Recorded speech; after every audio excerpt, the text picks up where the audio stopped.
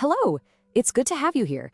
In a world that feels so uncertain sometimes, there's one fear that really touches every single one of us, and that's the fear of the end. Today, we're going to explore a really gentle, ancient teaching that offers a path right through that fear. It comes from the words of a truly great meditation master, Ajahn Chah. So, let's begin. This feeling right here, death anxiety, it's such a heavy thing to carry around in our modern world, isn't it? But the secret we're talking about today, it isn't about just pushing that feeling away. It's about actually transforming it. See, what if the real cause of our fear isn't change itself, but the way we fight against it? And what if embracing that change was the key to finally feeling free? That's the beautiful promise we're going to explore together.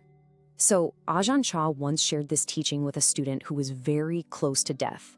And he said, "You have to learn to be satisfied with the years you've had, to feel that it's enough. Because the very first step to finding peace is understanding this one profound idea: this body, it's not our real home."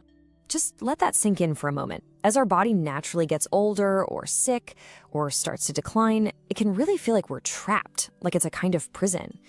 But the Buddhist teaching is so liberating. He says the mind never ever has to be locked up with it. We can learn to keep our mind separate, free, and spacious, even when the body is feeling weak.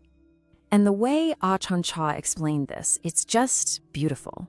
He used these simple metaphors. He said the body is like your household utensils. After a while, they just get old and wear out. Or it's like a house that might flood or catch fire. These things happen to the house, but they don't have to happen to you, the one living inside. You are that quiet awareness, the untouched heart, just watching it all happen. And this really requires a little shift in how we see things. We tend to treat birth as this wonderful celebration and death as this horrible tragedy. But really, they're just two parts of the exact same process. Like the slide says, you can't have the little twigs on a tree without the root, right? When we start to see that they're really one and the same, the fear around death just begins to dissolve. Okay, so if our body is just a temporary place we're staying, what's the secret to really feeling okay with that?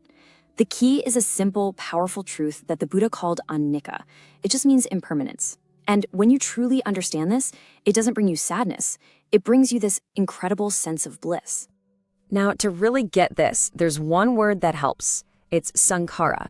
It's a Pali word, and all it means is conditioned things. It refers to everything that is created and that eventually passes away. And that includes this very body, and even our own thoughts and feelings. They are all sankhara. The Buddha captured this entire truth in a chant that people have been reciting for over 2,000 years. Just listen to the sound of these ancient words for a moment. Anicca Vata Sankhara, upadavaya dhammino, upajitva nirujanti, te samvupasamo sukho. Just let that sound settle in your mind. And the meaning, the translation reveals the heart of it all. Everything that rises eventually falls. Everything that's born eventually dies. But that last line, that's where the secret is. There stilling is bliss. The end isn't a tragedy. The peaceful acceptance of that natural ending, that is where we find peace. That is ultimate freedom. You see, this is why Ajahn Chah said that it's not our body that makes us suffer, it's our wrong thinking about it.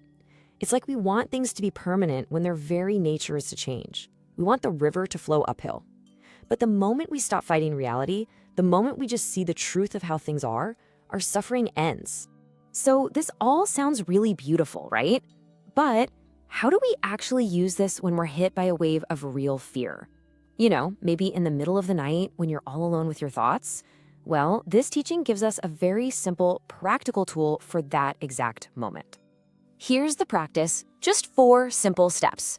1, when that feeling of fear or pain shows up, you just notice it. 2, you gently, kindly say to it, inside your own mind, "Don't disturb me. You are not my business anymore." 3, you bring all of your attention to the feeling of your breath. And 4, as you breathe in and out, you just recite inwardly, Buddho, Buddho. It means the one who knows, or the one who is awake. It's just a gentle reminder of who you truly are. And the real power of this practice, it comes from letting go of everything else. Don't grab onto worries about your loved ones, or regrets about things that have happened, or anxieties about what might come. For just these few moments, give your mind one single job: to just know the breath. And it's so important to remember this. This is your work to do, and it's yours alone. Friends and family can help, doctors can help, but only you can do this inner work. In any difficult moment, your one and only responsibility is to focus your mind and guide it towards peace. That is the greatest gift, the greatest help you could ever receive. And all of this, it leads us to the final and maybe the most beautiful part of the teaching. Once we understand that our body is in our home and we have a way to work with our fear, we're left with a really profound question. If this body is just a temporary shelter, just a rental that we have to leave one day, then where do we actually live? Where is our real home? The answer is so incredibly simple and yet so powerful. Our real home isn't a place at all. It's a state of being. It's inner peace. Just think about any physical house you've ever lived in. It always brings worries, doesn't it? The roof might leak, there are bills to pay, there's always something to be anxious about. But the home that's inside you, that peace in your own heart, that's different. This inner home, this is a place of true safety. It's the part of you that sickness can't touch, that old age can't touch, that even death can't touch. It's a peace where there is nothing to gain and nothing to lose. It's just still. And what this means is that the act of letting go, the very thing we're often so afraid of, is not an act of loss at all. It's the act of finally, truly returning home. It is our greatest and safest refuge. So, as we finish, here is what I hope you'll take with you. Your body is just a temporary shelter. The truth of impermanence isn't something to be sad about. It's the key to your freedom. You have a simple, practical tool to face fear whenever it comes up. And most important of all, your real home, the safest place you will ever know, is the untouchable peace that is already inside of you. I hope this teaching brings you comfort. If it brought even just a moment of lightness to your day, maybe you could share that feeling by commenting "peace" down below. Let's create a little space of shared tranquility together. Thank you so much for being here.